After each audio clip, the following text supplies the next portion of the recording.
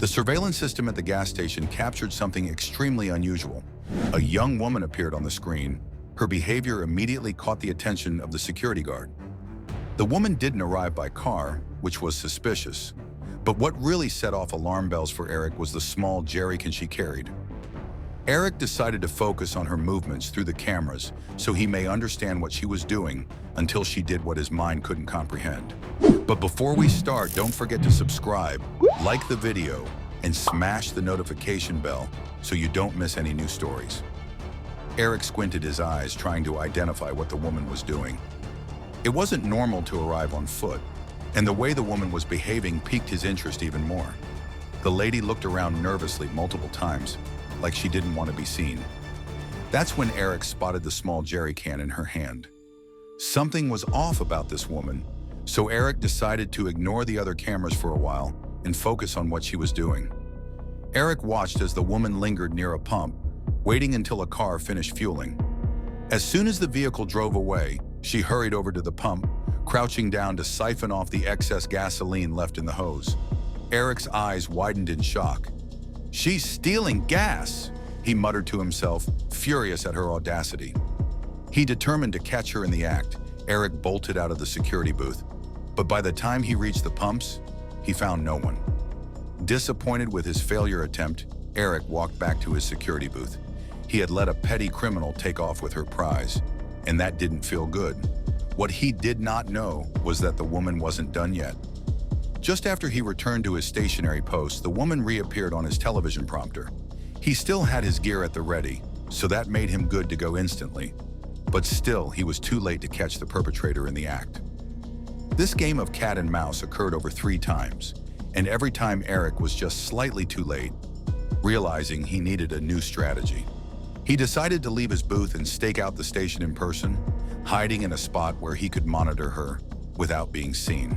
It turned out that this plan of his was the best thing he could do, because after about an hour of waiting, it all came to fruition. He watched his monitor like a hawk, and eventually he saw the mysterious woman approaching the pump. She was oblivious to his hidden location. She walked up to the gas pump to steal some more gasoline, but this time Eric was standing there waiting for her. As he saw her coming, he got on his feet, ready to catch her. But then he realized something. He had to catch her in the act. Even though she had committed this crime multiple times already, he felt like he had to catch her in the act this time. He needed ultimate proof. So he waited for her to grab the hose and fill up her jerrycan. His eyes were glued on her, and when the young woman was filling up her few free liters of gasoline, Eric saw his chance. He jumped out from his hiding spot behind the building and jolted toward the unsuspecting woman. The gasoline-stealing woman let out a small scream as she saw Eric approaching. But his element of surprise was short-lived. Within seconds, she detached her jerrycan from the gas pump and started running in the opposite direction. It was time for a higher speed chase, and both of them were ready for it. The woman held the jerrycan under her right arm and started picking up the pace instantly. Before Eric knew it, they were both in a full sprint. The woman seemed to know the way, traversing the narrow urban streets surrounding the gas station. Where the hell is this woman going?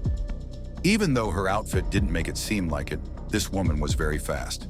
She ran at high speed through the narrow alleyways and was clearly very determined. But the heavy jerrycan slowed her down just enough. Walking around with a full gallon of extra weight couldn't have been easy. Eric noticed it too, and he ran faster. Right before Eric could grab the woman's collar, she ran into a seemingly abandoned lot. There were no cars parked there, and it was eerily quiet, just the quick footsteps of the woman rushing over the concrete pavement. On the lot stood a singular tall building. That was her destination. The woman ran through the open door of the building, thinking she had made it. She did not realize how close Eric was behind her, because she was just focused on getting out of there as quickly as possible. Thinking she was safe, she let herself breathe for a moment. Unfortunately for her, this false sense of safety was short-lived. Right after she made her way through the doorway, the determined security guard grabbed her forearm, locking her in place. Eric knew she wasn't getting away.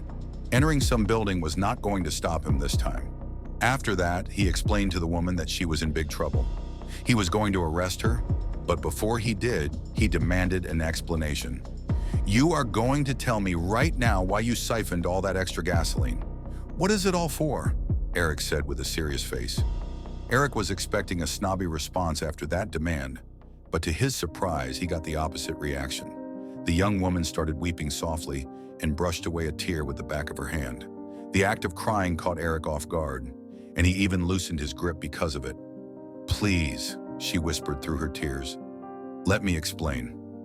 Her voice was soft, almost pleading, and it disarmed Eric more than he cared to admit. "What is there to explain?" Eric demanded, though the harshness had faded from his tone. "You've been stealing gas. What could possibly justify that?" The woman wiped her tears and nodded toward the building. "There's something you need to see," she said, her voice trembling. "Please, just follow me." Eric hesitated but nodded.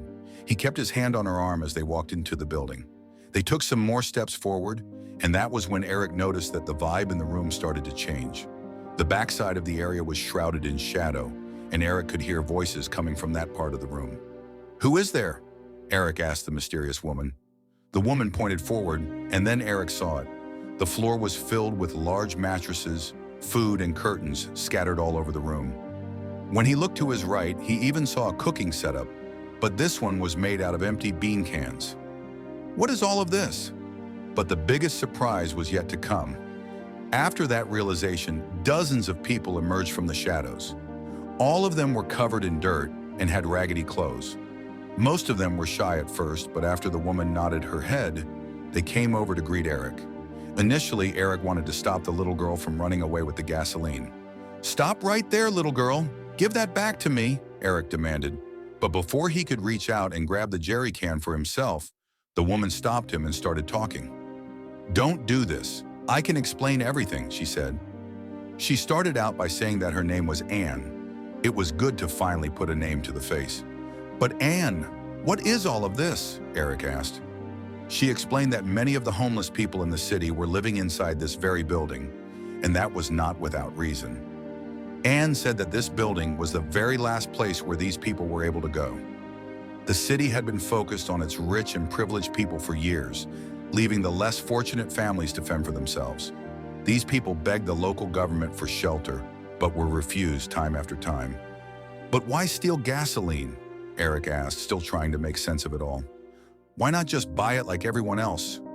Anne's eyes filled with tears again as she explained. She had used every penny she had to support these people, buying food, blankets, and whatever else they needed to survive. But as her funds ran out, she found herself with no other options. The city's shelters were full, and the authorities had turned a blind eye to their plight.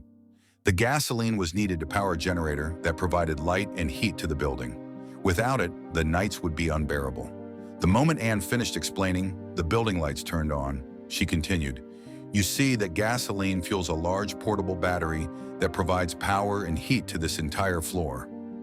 The little girl must have made it over to the battery with the jerry can and powered up the device again. Eric now saw all the homeless people in the room clearly. The woman explained that even though it was fine during the day, this place got really cold during the night. Eric stood there with his mouth wide open. He now finally understood and realized that these people were in desperate need of help. They couldn't live without warmth, and the city wasn't going to give it to them out of the kindness of their hearts. Eric knew that he couldn't let Anne keep stealing the gasoline, but he also couldn't let those people die out of coldness. He had to find a solution, a middle ground that will be beneficial for those people without breaking the law. Eric decided to chip in and help Anne, just not in the way that Anne had done it. Instead, Eric decided to fundraise for these people.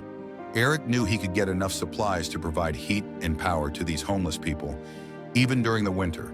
He would get that money by arranging a fundraiser, getting the supplies from other people and not the gas station. But that meant that he would have to come clean. Eric would have to admit that he let a gas thief go, and not during a real emergency, but now he would finally take the first step. He told Anne that he would help her and the people living inside that building. He would work a double shift if he had to in order to get all that gasoline. Eric was ready to do anything he could, but he knew that this wouldn't be enough. That's why he went to the local government with his findings. The town's citizens rallied around Eric and Anne's cause, and together they started a charitable event that would provide all the necessary provisions. The gas station turned into the central hub for this operation, And slowly but surely, it all started coming together. Eric became the face of the project, raising enough supplies to take care of these people for years to come.